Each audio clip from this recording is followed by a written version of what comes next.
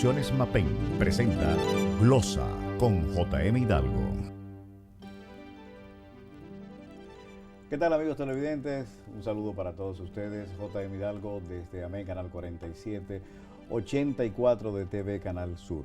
Nuestra emisión de nuestro programa para esta semana, Glosa, con un invitado tan especial como los que hemos tenido durante las últimas semanas aquí en nuestro espacio. Contamos hoy con la presencia de Juan Gómez, quien fuera superintendente de electricidad en la República Dominicana y además fue parte del consejo de la de EDESUR, de la CDEE y otra E más.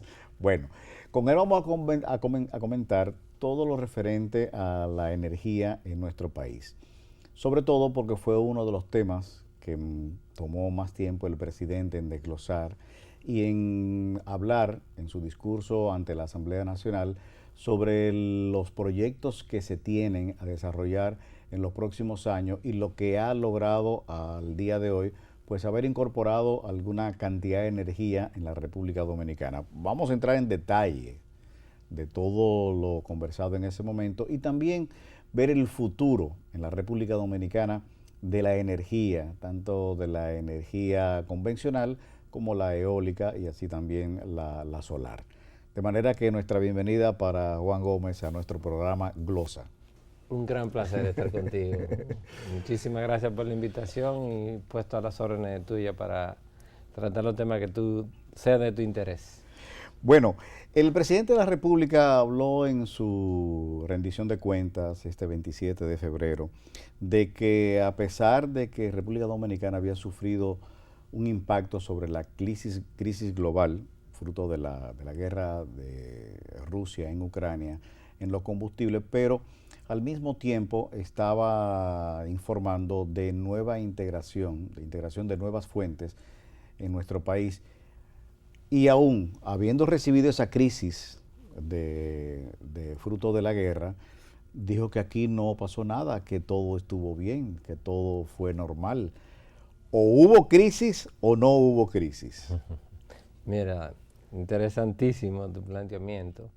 Realmente uno a veces viendo el discurso del presidente, hay en varios puntos donde se le genera esa indefinición. Porque veo que por un lado nos pintan que hemos mejorado los índices de pobreza, pero entonces también el presidente nos dice que han aumentado las ayudas de parte del gobierno hacia las partes más necesitadas. En la parte de combustible, como tú bien resaltas, él dice del trabajo que se ha hecho, pero es importante recordar, J.M., y que tú de la audiencia sepa que el presidente prometió a este país que llegado el precio del barril de petróleo a $85, iba a transferir esas bajas a nosotros los usuarios, que hoy realmente es una gran pesadilla cuando vamos a reponer el combustible de algunos de nuestros autos. Realmente son precios sumamente prohibitivos y realmente se ha faltado a la palabra porque eso ya tiene 26 semanas que ocurrió, de que el barril de petróleo ha bajado de los 85, inclusive ha rondado entre 74 a 80, ni siquiera a los 85, y no se ha hecho efectiva esa palabra del presidente. Yo creo que el pueblo necesita, presidente, el cumplimiento de su palabra. Nunca debe de rodar la palabra de un primer mandatario. Además, lo necesita porque la economía familiar, la economía de los pequeños negocios, de las pequeñas industrias, están viendo muy castigada con lo que significa el pago del combustible. Entonces yo creo que por ese lado, presidente, sí en un momento dado llegó a lo más caro que llegó el barril de petróleo por el tema de Ucrania y de Rusia, fue a $120. Ahí sí entendíamos que aunque el propio gobierno subsidió un tramo de esa alza, pero ya necesitamos, el pueblo necesita esa baja. Fue lo mismo que ocurrió cuando el gobierno le planteó a la ciudadanía de que en teoría, apoyado en el pacto eléctrico, iba a hacer 20 alzas tarifarias a la tarifa eléctrica. ¿Recordamos? ¿En qué ha parado eso? Bueno, se hicieron, JM, 3 alzas desde noviembre del 20. Ya cuando se iba a aplicar la cuarta alza, realmente es así insostenible para la población pagar los niveles. Hay muchos pequeños negocios que tuvieron que cerrar sus puertas, pequeños salones, colmados. Allá en Moca, nuestra patria chica, un día yo estaba por allá y se me acercó una persona que tenía un colmado, que me dijo que iba a tener que cerrar el colmado porque la electricidad le estaba haciendo más cara que lo que pagaba de renta del local. Wow. Entonces, ya cuando se llegó a esos niveles, vemos que el gobierno tuvo que dejar ese cuarta alza sin aplicar, porque iba a ser incosteable. Entonces, lo mismo está ocurriendo con el combustible, con las gasolinas, con los diésel. Lo único que ha bajado un poquito es el combustible de avión, y los dominicanos todavía no llegamos ahí, presidente, para que se nos refleje esa baja. Bueno, el presidente de la República habló sobre oferta o disponibilidad de potencia y energía que fuese suficiente para abastecer la creciente demanda en la República Dominicana. Número uno, ¿se puede proyectar o de cuánto se puede proyectar esa demanda en los próximos años? Y segundo, ¿realmente estamos preparados para satisfacer o en verdad nos estamos preparando para satisfacer esa demanda? Mira, voy a tratar de agotar este punto sin que irme mucho tecnicismo. Mira, hay un estudio de una empresa argentina que le llaman Mercado Energético del 2018 que dice que cada año nuestra demanda aumenta en 125 megavatios. Cada año, por el crecimiento de la economía, el crecimiento natural, exceptuando el año de la pandemia, que tuvimos cerrado y evidentemente no fue ese el crecimiento ahora. Y ese propio estudio decía que en el 2021 al sistema había que incorporar 600 nuevos megavatios y al 2023 otros 600 nuevos megavatios. Lo único que ha entrado, tenemos un déficit que venimos arrastrando de esos 125 anual, y lo único que ha entrado después de eso es Punta Catalina, que son 720 megavatios aproximadamente. Entonces, tenemos un gran problema en República Dominicana, no tenemos reservas.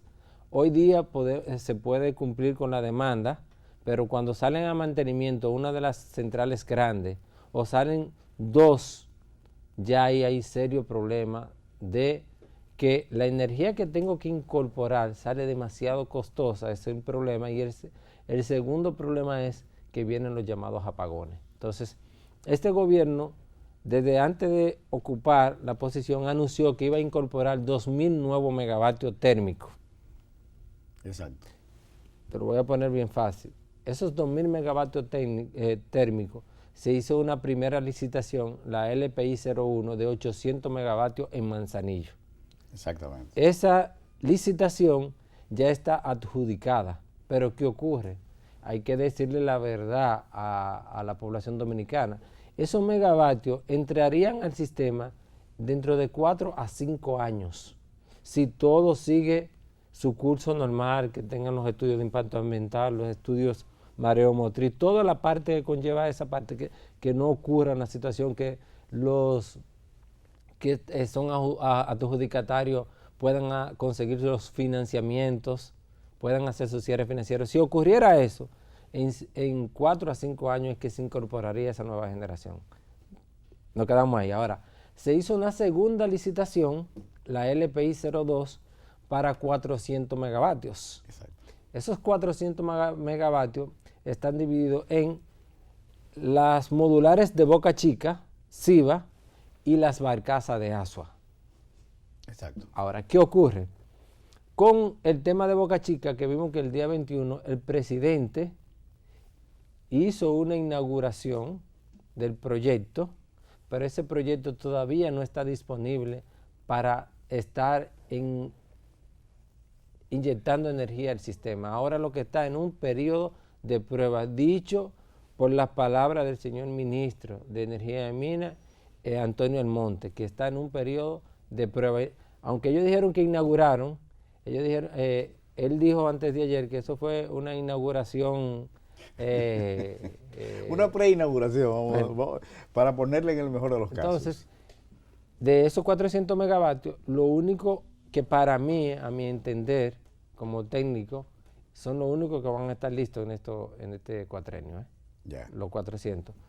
Pero cuando ya esa central pueda ya terminar su prueba y el organismo coordinador, que es donde se hacen las transacciones del mercado, ya le dé el aval para ser un agente del mercado.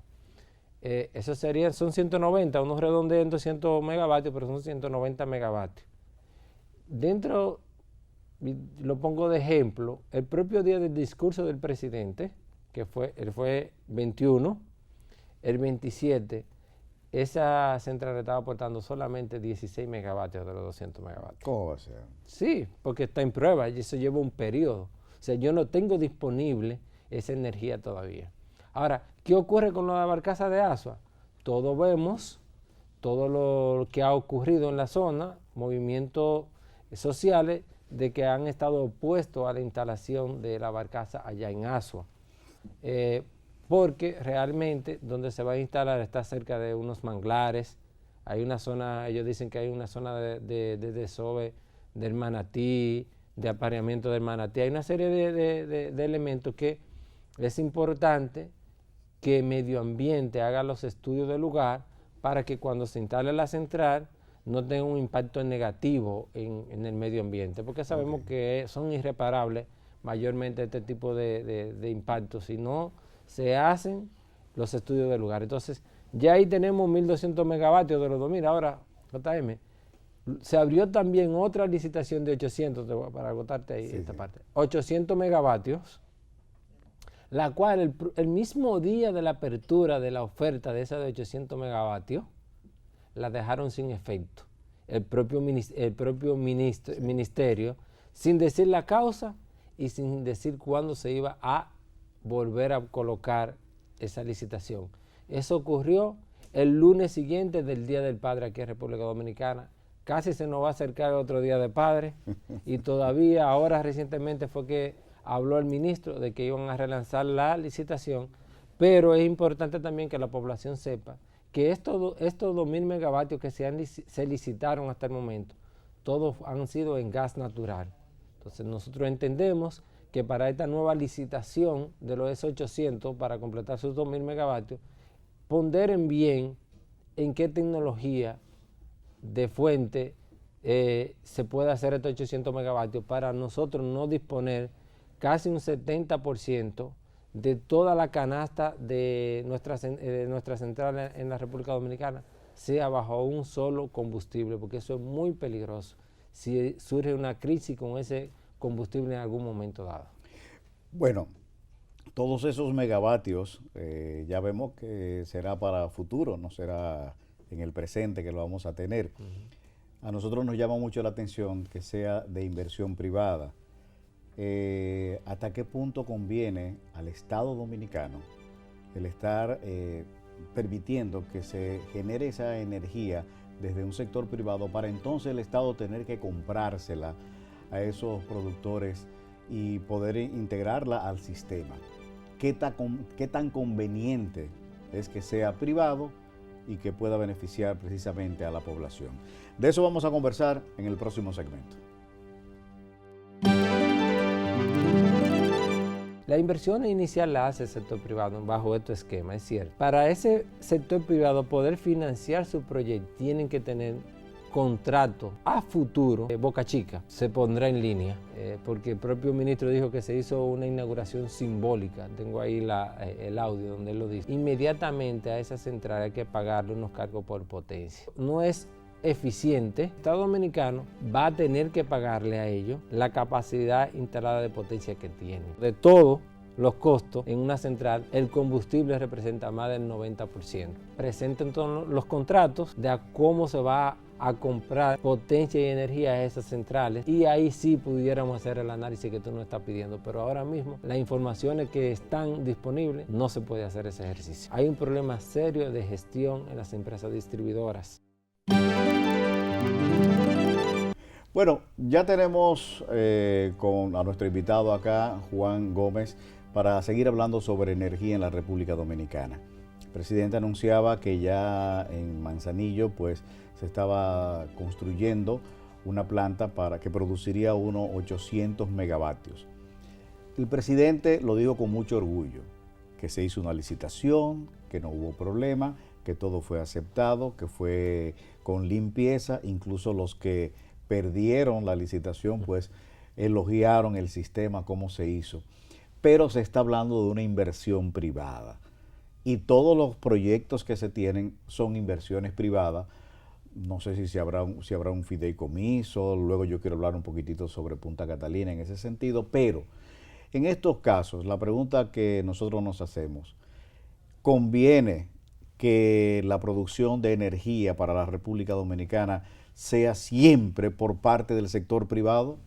Mira, también es bueno, aquí no se puede hacer politiquería con esa parte, y es bueno hacer conciencia a la población. Este tipo de proyectos conllevan grandes inversiones. Cualquier proyecto de esto te puede salir en más de $1.000 millones. Entonces, no necesariamente los estados tienen esos recursos disponibles para hacer esa inversión. Entonces, ¿qué se hace? El artículo 110 de la Ley General de Electricidad dice que hay un llamado a licitación de las empresas bajo un parámetro que traza la Superintendencia de Electricidad, hace unos pliegos de licitación y participan diferentes compañías. Ahora, vienen esas inversiones. La inversión inicial la hace el sector privado bajo este esquema, es cierto, pero para ese sector privado poder financiar su proyecto, tienen que tener contrato a futuro de que esas tres distribuidoras le van a comprar esa energía que ellos van a producir. ¿Entiendes? O sea, es lógico. Esa es la garantía de ellos para cuando ellos se acerquen a los pools de bancos internacionales, el banco le va a preguntar ¿qué tú tienes? No, mira, yo tengo aquí una intención de pago, una intención de compra de energía del Estado y potencia del Estado Dominicano por 20 años. Entonces, a eso se le pone número y ellos lo financian. Es decir, que es el sector privado que construye, pero hay una garantía del Estado Dominicano. ¿Entendiste? Y esa garantía conlleva también una garantía en precios. Se negocia un precio, se firma un contrato en donde se debe de firmar un precio, dependiendo inclusive la modalidad de la licitación. Hay licitaciones diferentes, hay tipo subasta, hay licitaciones en donde tú como Estado pones un precio tope, que no me pueden pasar de ahí de esa oferta. O sea, en donde el mismo esquema, hay otra que por comparación, cada quien hace su oferta y en función de eso se analizan. Entonces, hay diferentes esquemas. Entonces, eso es importante que la gente sepa que es verdad, inicialmente es inversión privada, pero hay una garantía del Estado Dominicano de comprarles energía. Y por ejemplo, el caso de Boca Chica, que es la que yo te digo que se pondrá en línea, todavía no, porque el propio ministro dijo que se hizo una inauguración simbólica. Tengo ahí el audio donde él lo dice. Se hizo la inauguración simbólica. Cuando esa central ya esté completamente probada, inmediatamente a esa central hay que pagarle unos cargos por potencia. O sea, ¿qué es la potencia?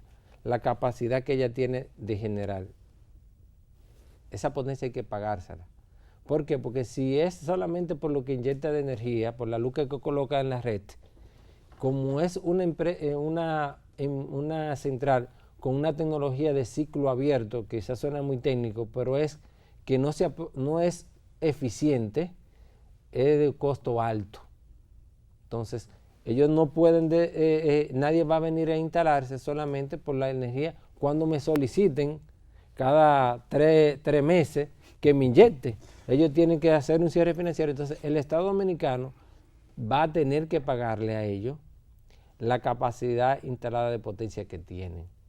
Es lo que nosotros los políticos servimos y desacreditamos lo que ocurría con Collentri, que decía, era mejor, aunque esté apagada hay que pagarle, era mejor que estuviera apagada porque prendida. Entonces, eso ocurre, va a ocurrir aquí también con esta central de Ciba de Boca Chica. ¿Por qué? Porque el gobierno salió en un momento de desesperación que estaban en mantenimiento dos centrales importantes del país y no había energía. Entonces quisieron inyectar energía rápido y la tecnología que estaba disponible es esa que está ahí. Entonces es bueno que todas estas cosas se le diga a la población y no se le pinte pajaritos o falsas ilusiones.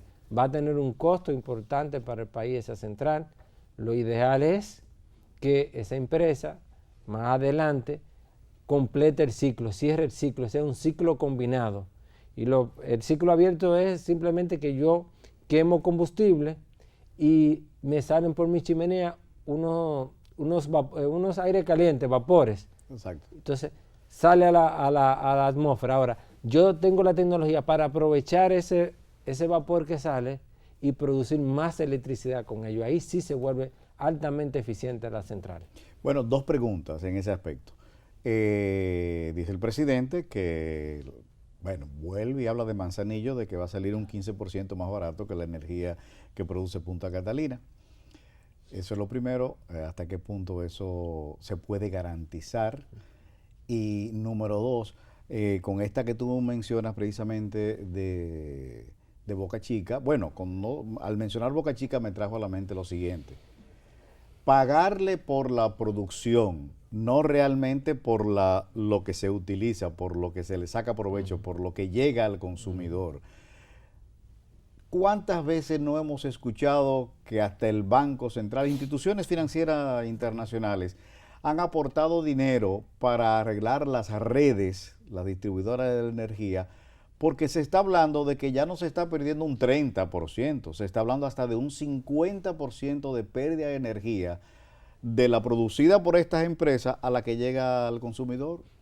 Mira, la primera parte, JM, a mí me encantaría que el gobierno, que habla de transparencia, y ese es uno de sus discursos, le presente a la población los contratos firmados con esas empresas de esa licitación de allá de Montecristi, de Manzanillo. Ahí es, presidente, que nosotros pudiéramos ver cuál de las dos centrales está siendo más barata, porque es bueno que la población sepa que el costo variable de combustible en las centrales es elevadísimo, excede un 90% de todos los costos en una central, el combustible representa más del 90%.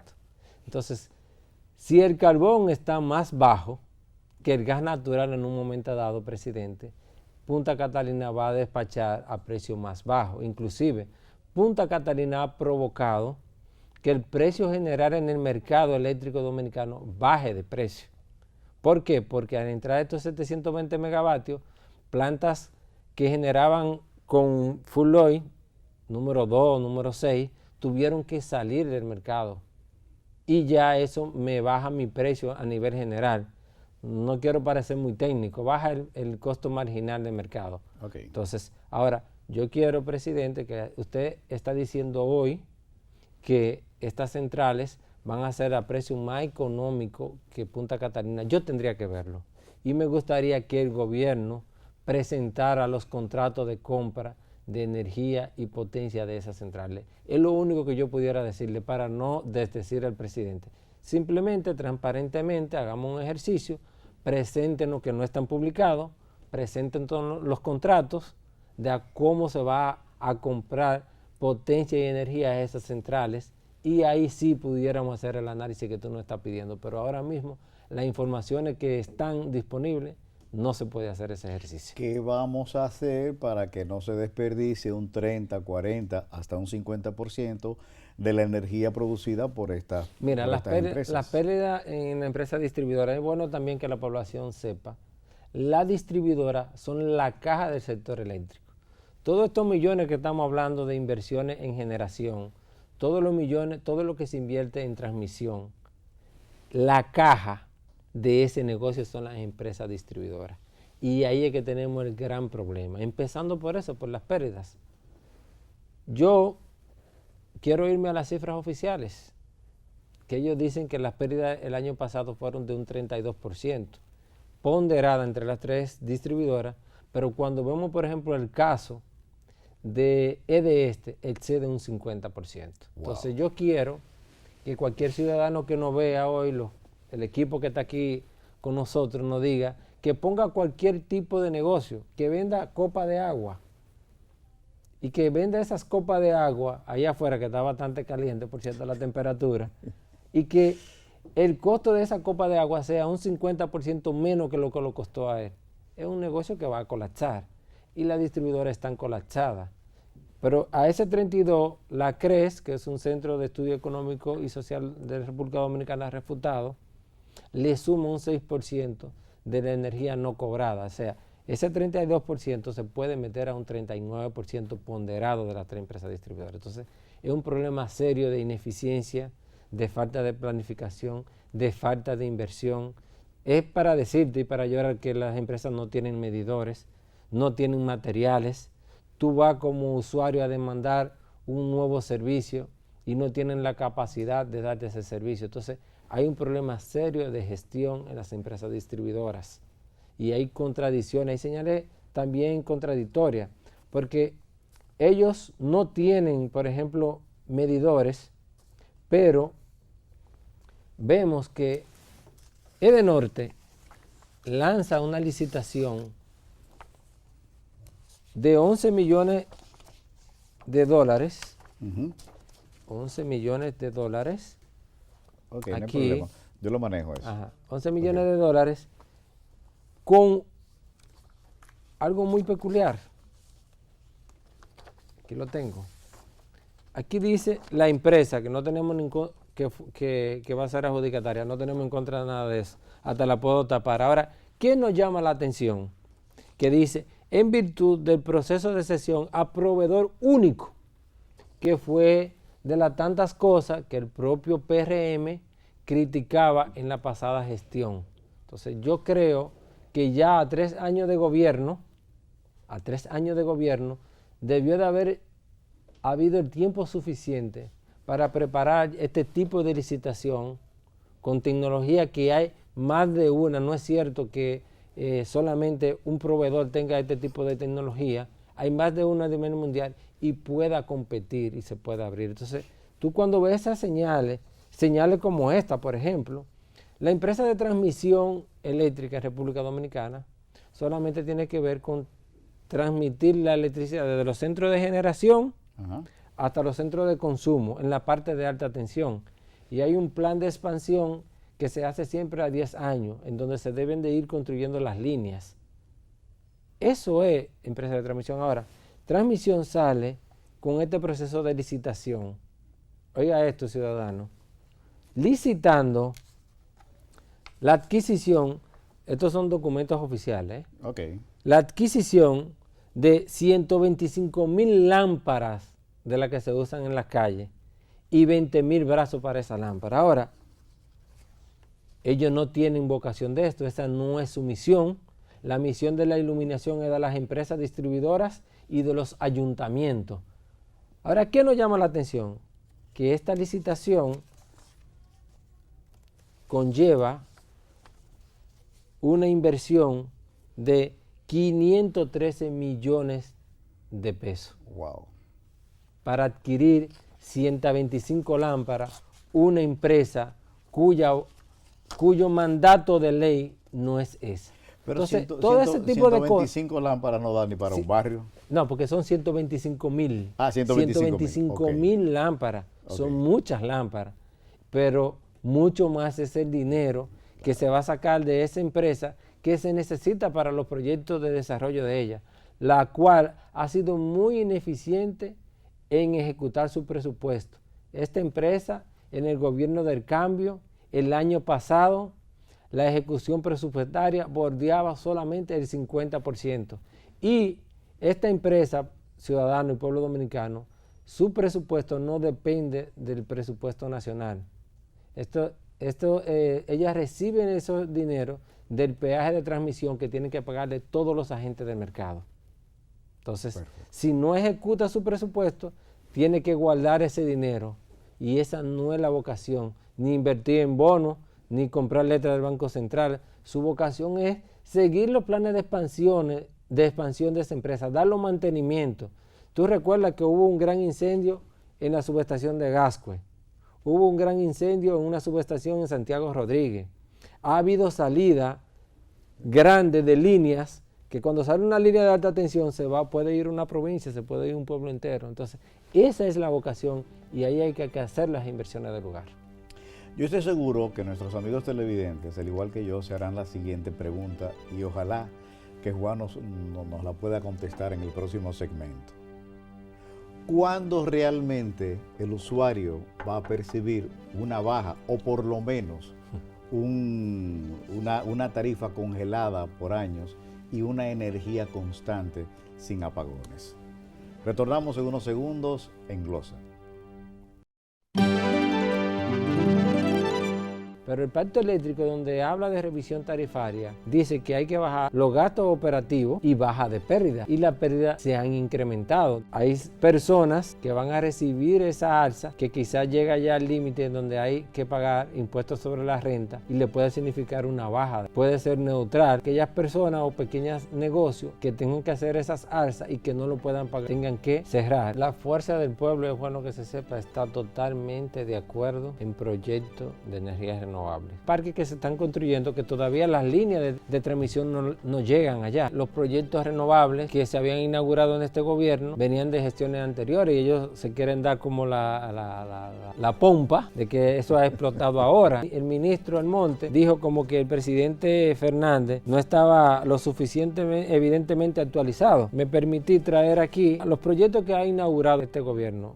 Usted está viendo Glosa con J.M. Hidalgo. Caramba, hemos hablado tanto de tantos megavatios que uno no sabe si son muchos, si son pocos, si son suficientes, si tendremos seguridad de energía eléctrica para las próximas décadas en República Dominicana. No lo sabemos todavía, pero lo que menos sabemos es, ¿llegará en algún momento en que la población perciba una energía más barata? Mira, JM, ojalá. Y nosotros esperamos, la Fuerza del Pueblo espera que con un equipo de hombres y mujeres que tenemos en el partido, estamos ya preparando un gran plan de recuperación del sector eléctrico. Eso se pueda llevar a cabo. Porque nosotros lo que hemos recibido, realmente lo comentábamos en el primer set, de la embestida que significó esas alzas. Hay sectores de la población que lo aumentó un 30, un 50 y hasta un 100%. Entonces hay que ver cómo se hacen más eficientes las distribuidoras. Porque, por ejemplo, el año pasado hubo que inyectarle al sector eléctrico, a la distribuidora, 1.500 millones de dólares de ineficiencia.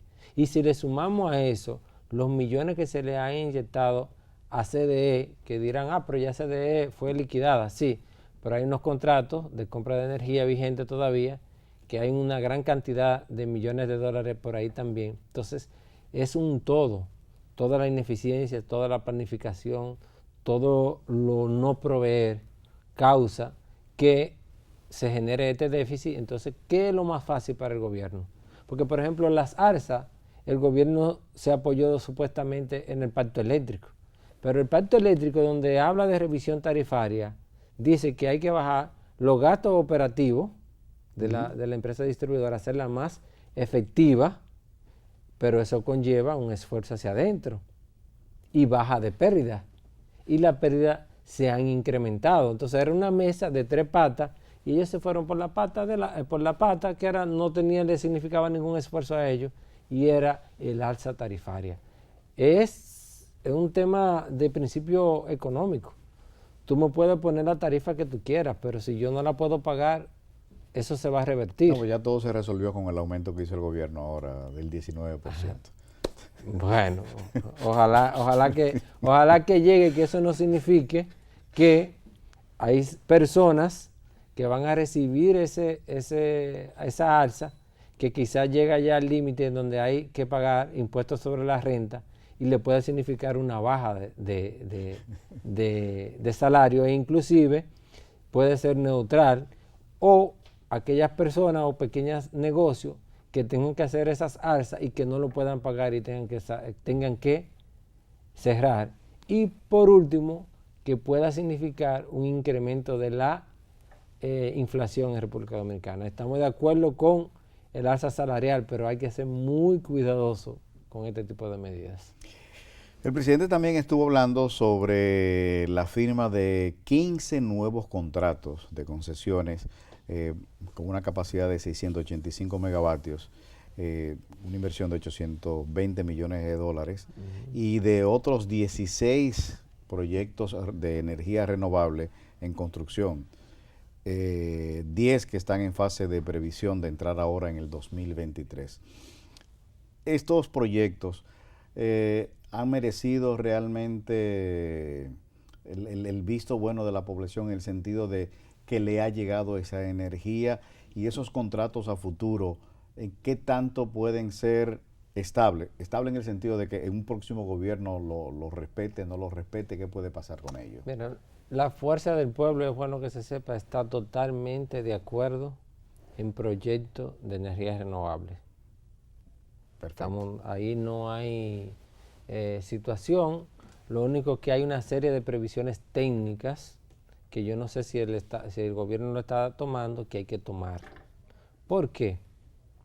Pues yo te puedo poner un ejemplo. Cualquier parque solar, por ejemplo, de 100 megavatios, está el sol fuera, está produciendo, vamos a poner que está produciendo 80 megavatios en un momento bueno del día.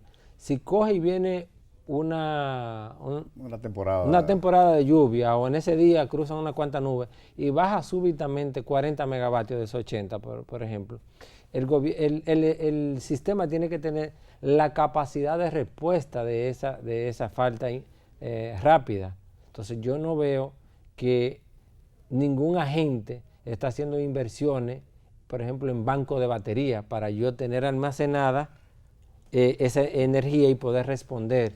Entonces, ¿qué quiero decirte con esto? Siempre la parte de renovable, solar, eólica, mareomotriz, tiene que tener y tendrá que tener un respaldo térmico, porque tiene que tener una base. Y además, como no tenemos almacenamiento, las solares en hora de nocturna no está funcionando, ¿no? ¿Verdad que no, población? Sí, claro. Las eólicas, en momentos que no hay viento no está funcionando. Entonces, estamos de acuerdo, pero eso conlleva, para garantizar la estabilidad del servicio, conlleva una serie de medidas técnicas y de previsiones que tengo que hacer. Inclusive, hay parques, tenemos informaciones de parques que se están construyendo, que todavía las líneas de transmisión no llegan allá. Entonces nosotros estamos totalmente de acuerdo con ello. Ahora, vimos que ayer, por ejemplo, el ministro Almonte, Leonel Fernández, tuvo una respuesta al discurso, y en esa respuesta se refiere que los proyectos renovables que se habían inaugurado en este gobierno venían de gestiones anteriores, y ellos se quieren dar como la pompa de que eso ha explotado ahora. Entonces, y el presidente dice que el ministro Almonte dijo como que el presidente Fernández no estaba lo suficientemente, evidentemente, actualizado sobre eso. Entonces yo me permití traer aquí los proyectos que ha inaugurado este gobierno. Por ejemplo, aquí vemos el Parque Solar Girasol, fue inaugurado por esta ¿Ese queda dónde? Este queda este de Jaina, este en San Cristóbal. Cuando vemos los detalles del Parque Girasol, vemos que este en Yaguate, San Cristóbal, la fecha de resolución es del 22 de enero de 2021, parece que fue en esta administración, ¿no? ¿Verdad que sí? Pero sí, cuando vamos a la resolución madre de ese proyecto, todos son documentos de la CNE, del 2019. Ajá, vemos que fue, y para ser más específico, es del 24 del mes de mayo del 19. ¿Lo ven? Pero lo mismo ocurre, señor ministro, para que sí vea que el presidente Fernández estaba actualizado. Este proyecto de Mata de Palma en Guerra fue inaugurado, bien, lo felicitamos, pero el Mata de Palma, la resolución viene del 9 de noviembre de 2012. Míralo ahí. Wow, 2012. Entonces, también el presidente inauguró, lo cual también felicitamos, Vallasol. Vallasol está localizado en Peravia, Baní,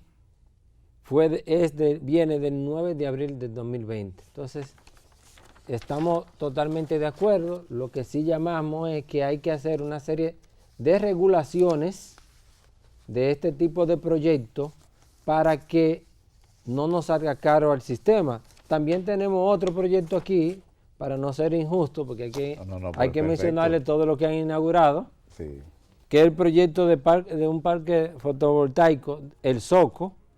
Esta inauguración fue el 30 de mayo de 2022, pero la resolución de este proyecto es del 18 de mayo de 2016. O sea, no es que criticamos que se hayan inaugurado ni que se le haya dado continuidad, muy bien, pero en su declaración aquí, como el señor ministro quiso enmendar la plana al presidente Fernández de que no estaba actualizado en la parte de los renovables, y también cuando el presidente dijo que potencia en firme térmica no habían incorporado todavía 1 megavatio, nos referimos a lo que agotamos en el primer segmento de los 2.000 megavatios que ellos han prometido.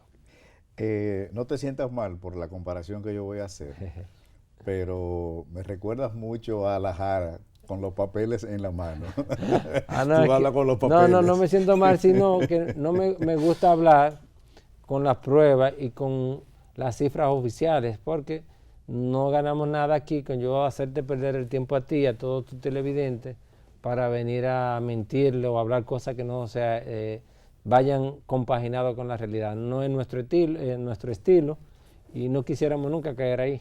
Para terminar precisamente con esa energía renovable, República Dominicana, ¿qué capacidad podría tener con esta producción de energía eólica, solar? Y hablaste algo del mar, de energía del mar, mareomotriz, que sé y he visto, sobre todo en Holanda, que usan mucho precisamente el agua del mar, porque ellos le han robado terreno al mar, y entonces tienen una producción de energía con una tecnología súper avanzada, ¿no? Sí, mira, nosotros como República Dominicana, por la zona geográfica que nos ocupa en el globo, estamos en una zona de privilegio en cuanto, por ejemplo, a la disponibilidad de la radiación solar al año. Nosotros tenemos una radiación solar al año que es envidiable, o sea, eso hace muy atractivo proyectos fotovoltaicos. Entonces tú ves que, por ejemplo, tenemos proyectos fotovoltaicos en diferentes zonas distantes del país por la radiación que tenemos. O sea, hay un gran potencial, hay un mapa de radiación solar que, por ejemplo, si yo estoy interesado en la Comisión Nacional de Energía en venir con un proyecto, yo ir y ver cuál es la capacidad de producción, cuáles zonas están con concesiones y no. Entonces lo mismo ocurre con la parte de viento, se ha desarrollado más en Barahona, pero tenemos mucho viento en la zona de Puerto Plata, Cabarete y esa zona ahí también. Isabela por ahí he visto. La Isabela también, o sea, tenemos un gran potencial.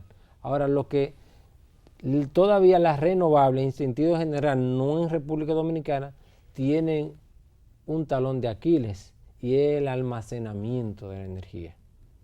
Esa energía que mientras está produciendo, no tenemos los bancos de batería, hay tecnología que se está desarrollando para almacenarla vía sal caliente, otra tecnología que se está desarrollando vía arena caliente. O sea, todo esto, pero todavía son tecnologías que están en desarrollo y tendríamos que esperar que se desarrollen para poder hacer las inversiones aquí en estos países. Entonces es importante y creemos en las renovables, pero lamentablemente todavía dependemos de una base de energía térmica en nuestro país.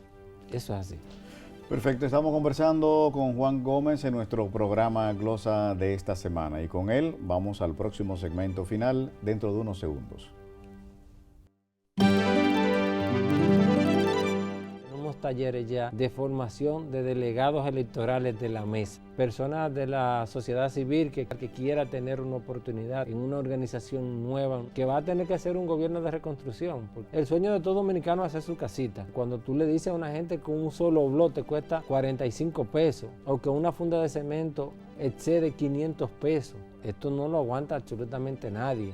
En los primeros 51 días, este gobierno le ingresaron al Estado 147 mil millones de pesos. El Estado gastó en ese mismo periodo 191 mil millones, un rojo de 43 mil millones de pesos. El Ministerio de Educación se le transfirieron 30 mil millones. Administración, obligaciones de la Tesorería Nacional, 22 mil millones. A Salud Pública, 18 mil millones. Ahora, ¿tú sabes cuánto es a deuda? 64 mil millones de pesos.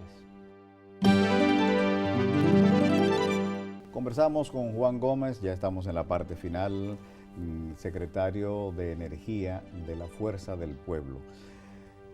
¿Cómo está la Fuerza del Pueblo en este momento, cuando nos estamos ya abocando a las elecciones para febrero? Y en este año, pues, es campaña, ¿no? Bueno, este tema me gusta más que el anterior, JM, así que... No, porque es más práctico. Exactamente. Mira, la Fuerza del Pueblo viene trabajando fuertemente. Nosotros no paramos ni un minuto en cuanto a las afiliaciones, en cuanto a la organización. Nosotros agotamos primero un proceso de afiliación. Entonces después esos afiliados lo hemos estado agrupando en direcciones de base. Entonces esas direcciones de base las hemos estado agrupando a su vez en direcciones medias. Entonces ya cuando una dirección media ya es un organismo. Entonces ya a ese organismo se le asignan labores electorales de recinto electoral. Entonces ya es un trabajo. Entonces la Fuerza del Pueblo ha venido haciendo esto a nivel nacional, JM, en todos los distritos, en todos los municipios, en todas las sesiones. La Fuerza del Pueblo, por ejemplo, este fin de semana en la provincia que nos toca enlazar, tenemos talleres en todos los distritos ya con relación a cómo va a estar separado el trabajo. Y en el otro fin de semana tenemos talleres ya de formación de delegados electorales de la mesa. O sea, yo creo que la Fuerza del Pueblo es el partido que más se ha estado preparando para las elecciones que nos vienen. Además, ya nosotros desde finales del año pasado, hemos venido levantando todas las personas que tienen interés en algún tipo de candidaturas.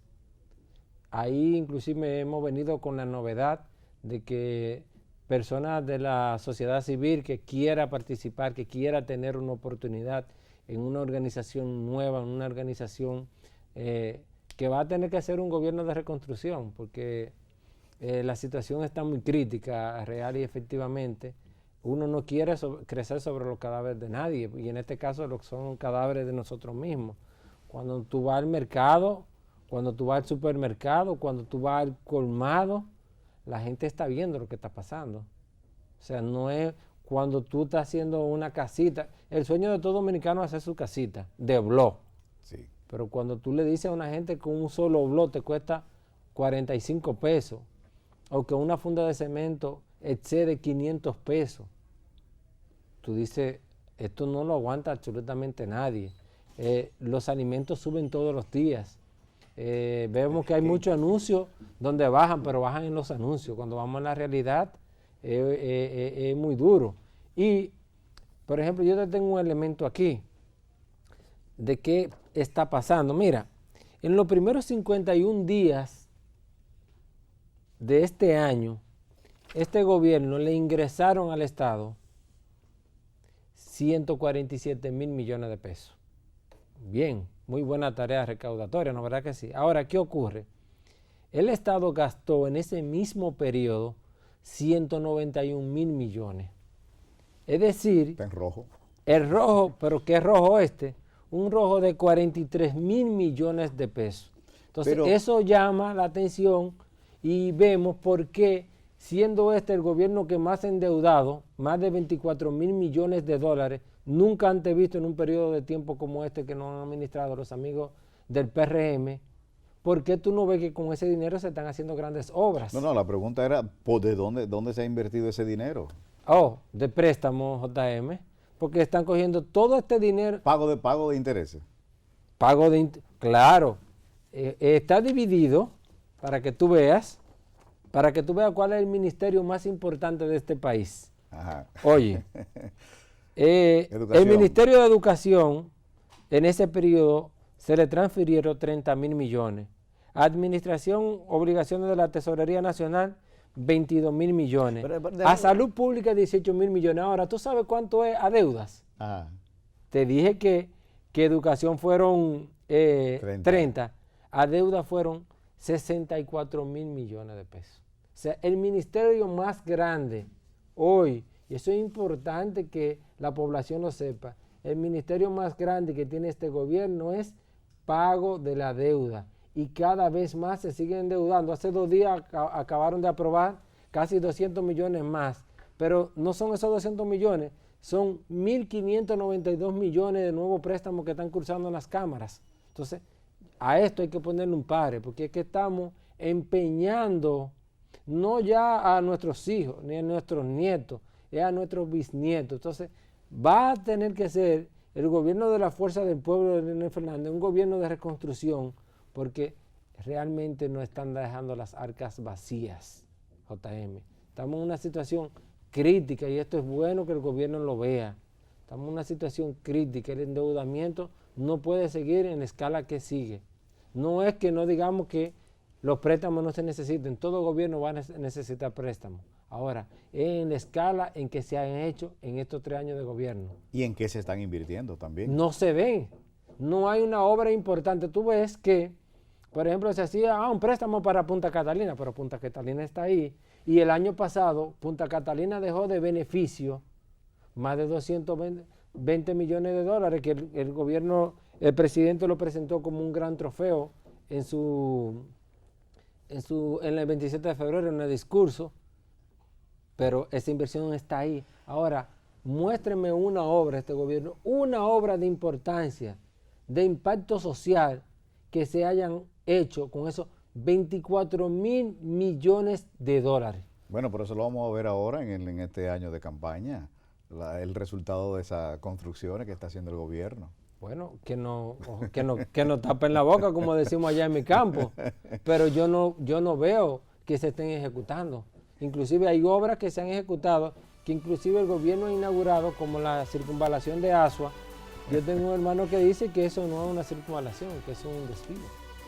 Me dice que se está tomando más tiempo pasar por el peaje que pasar por la ciudad. Hay gente que está tomando la ciudad de nuevo, porque al ser de dos carriles, sí, se toma gran tiempo en el peaje improvisado que hay, y imagínate que nos toque ir detrás de un camión cargado que vaya ralentizado. ¿Qué ocurre? Bueno, Juan, muchas gracias. Nos faltó hablar un poquitito de la provincia de Espaillat, pero eso lo vamos a hacer más adelante. Quería saber qué va a pasar con Punta Catalina y el fideicomiso y todo eso, pero bueno, con Juan Gómez tenemos una cita en un próximo momento a través de nuestro programa.